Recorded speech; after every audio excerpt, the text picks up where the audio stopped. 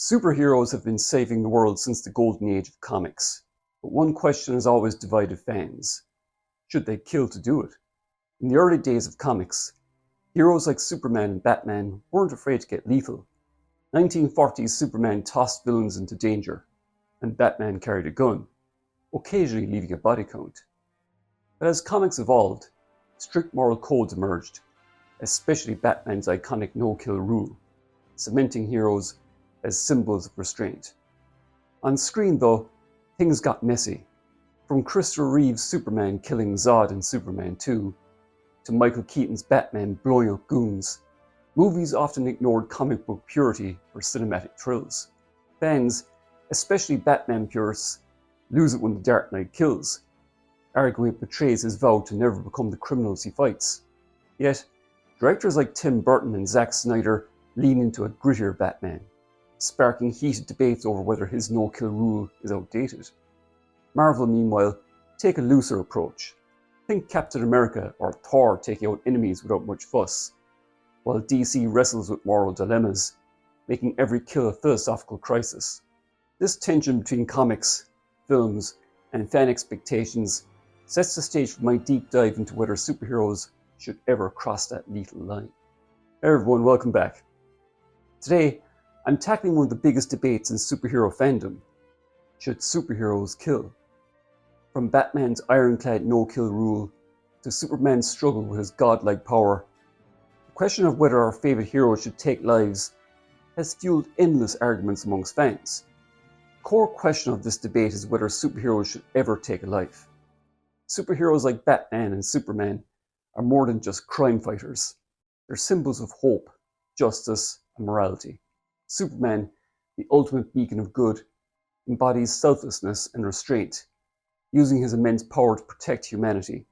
Batman, driven by the murder of his parents, refuses to kill, believing it separates him from the criminals he fights. But the real world, or at least the cinematic one, isn't so black and white. When villains like the Joker or General Zod threaten mass destruction, it could be argued that refusing to kill can have devastating consequences. In The Dark Knight, Batman's decision to spare the Joker saves his moral code, but possibly allows the clown prince of crime to keep wreaking havoc. In contrast, Marvel's Tony Stark in Iron Man has no issue taking out terrorists to protect innocent lives, reflecting a more pragmatic approach. Some argue killing is a necessary evil in extreme cases, like stopping a genocidal maniac, while others say heroes must always find another way to uphold their ideals. The answer hinges on the hero's values, the stakes, and the world they operate in, making it a debate with no easy resolution.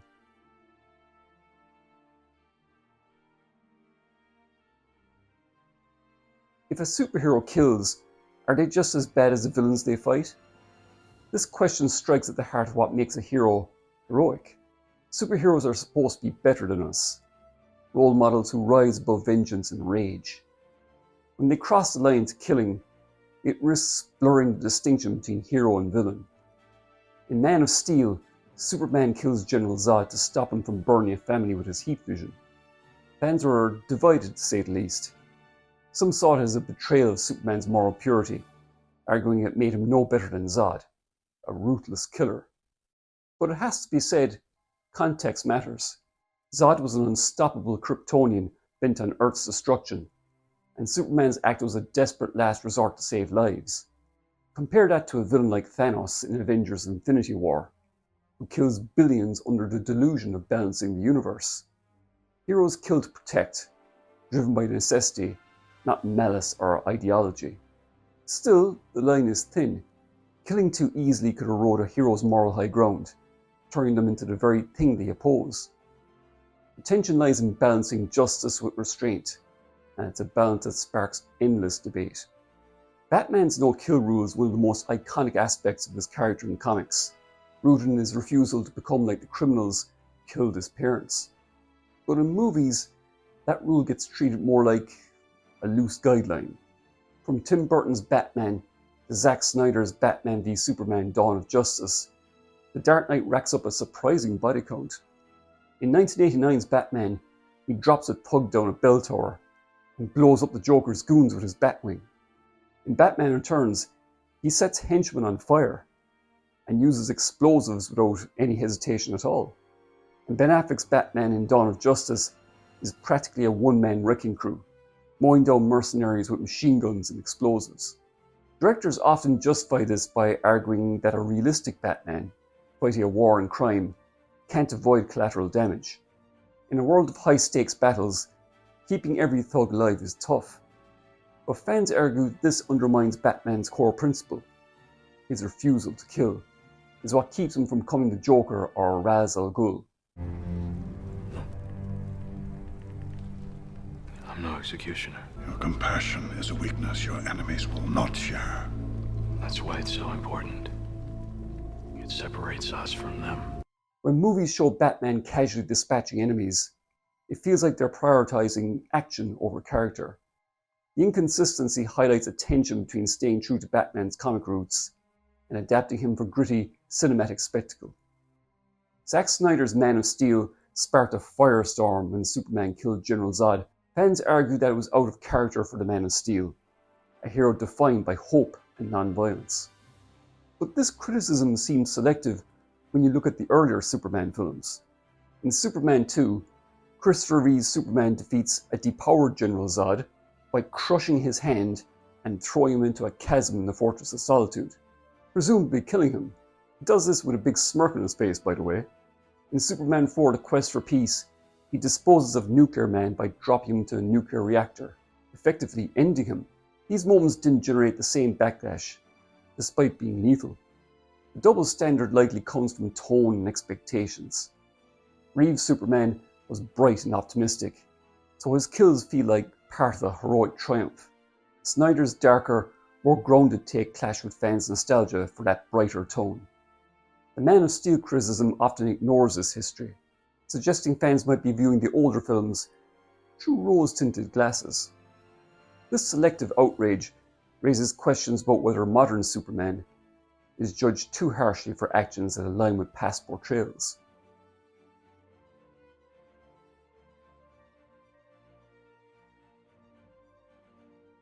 Marvel and DC superheroes approach killing differently in their cinematic universes, reflecting distinct storytelling philosophies. Marvel heroes often take a pragmatic stance. In Captain America: The Winter Soldier, Steve Rogers takes out Hydra agents with lethal force when necessary. And Thor, in Thor Ragnarok, doesn't hesitate to kill enemies in battle. The MCU rarely dwells on these moments, treating killing as a practical reality of their world. DC, however, loves to put morality under a microscope. Batman's no-kill rule is a constant source of tension, as seen in The Dark Knight, where his refusal to kill the Joker leads to further chaos.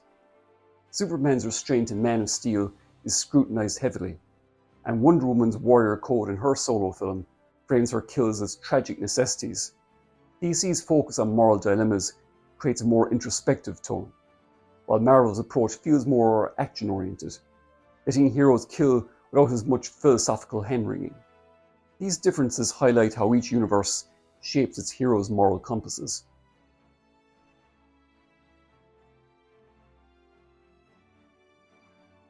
Zack Snyder's DC trilogy, Man of Steel, Batman v Superman, and Zack Snyder's Justice League, repeatedly places its heroes in a kill a villain to save innocence scenario, forcing them to confront brutal choices. In Man of Steel, Superman kills General Zod to stop him from burning a family with heat vision, a decision born of desperation. In Dawn of Justice, Batman kills a mercenary wielding a flamethrower to save Superman's mother, Martha, from being torched, an act that pushes his no-kill rule to the breaking point. And finally, in Zack Snyder's Justice League, Wonder Woman vaporizes a terrorist threatening hostages, a swift and lethal response to an immediate danger. Snyder's approach emphasizes the moral grayness of heroism. These moments aren't about heroes gleefully killing, but about the impossible choices they face when lives are on the line. Critics argue this dark tone betrays the optimistic spirit of these characters, while supporters say it grounds them in a realistic world where perfect solutions are rare.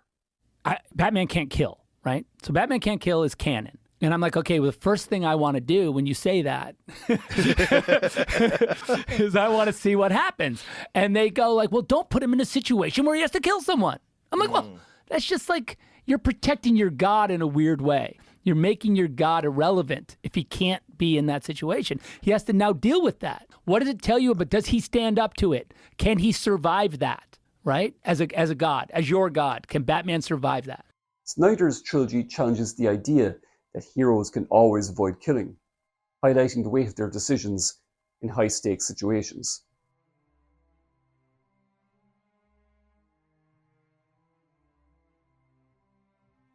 Superheroes are role models, especially for young fans who watch their movies or read their comics.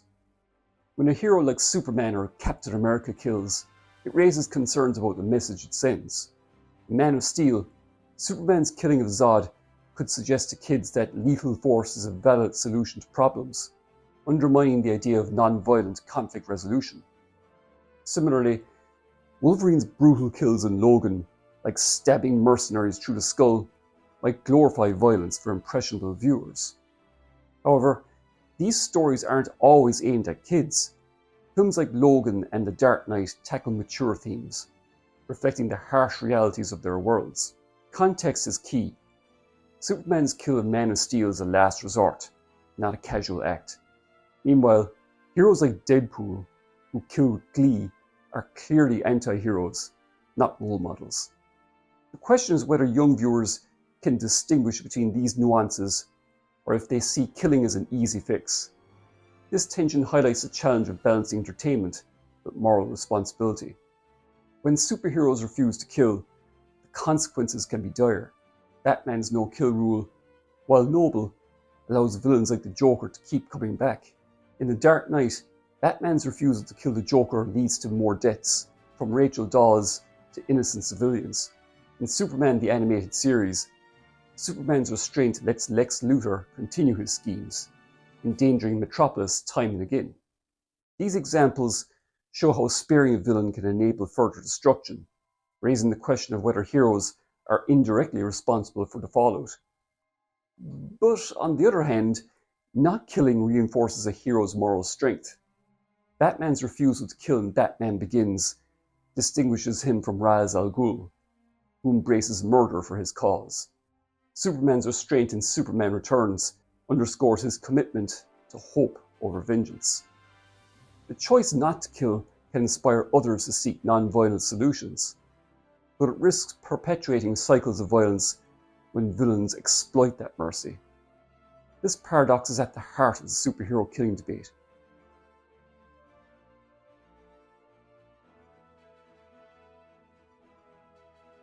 Fans often criticize modern superhero portrayals for straying from their classic versions, but nostalgia can cloud judgment. Man of Steel's Superman was slammed for being too dark and for killing Zod. Yet, as I already mentioned, Christopher Reeve's Superman killed in Superman 2 and Superman 4 without much backlash. Similarly, Ben Affleck's Batman in Batman v Superman was called a murderer for his lethal tactics. But Tim Burton's Batman wasn't exactly non-lethal, blowing up goons and dropping the Joker to his death. These modern takes reflect a grittier, more complex world, challenging the idealized heroes of the past. Snyder's Superman grapples with real-world dilemmas, unlike the more cartoonish optimism of earlier films. The MCU's morally complex heroes, like Tony Stark or Black Widow, face similar scrutiny for deviating from comic book purity.